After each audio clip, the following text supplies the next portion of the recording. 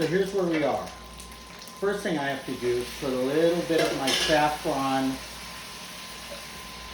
chicken stock, kind of bring the very argumentative chorizo away from everything else. Now what you do is you add all your other ingredients, starting with parsley, onion, garlic, red bell pepper that's been diced, and then to give it kind of a different look, we're going to try, I kept a few of them moon-shaped. You just dump all that in, just for a minute, kind of get them going.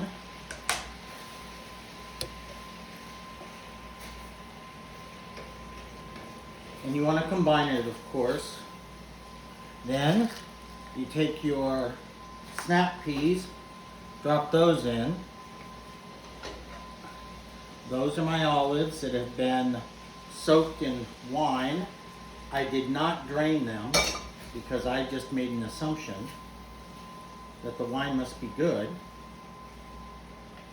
And this kind of interesting mix will just sit here and cook for a minute,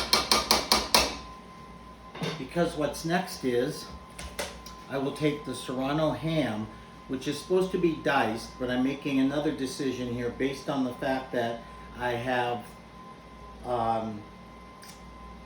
chorizo mush. I'm going to actually keep this in slightly larger pieces. And once again, going to add it all in. You get the idea.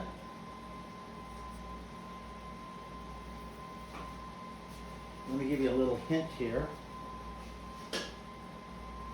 So there's what we're looking at. There are all the ingredients, except of course the most important one, and that is 3 cups of white rice, arborio rice. And now they say to combine it all together, make sure the rice is all coated, which I'm going to do right now. And then the final part of that will be adding the saffron chicken stock. So I'll do that separately, and I'll see you on the other side.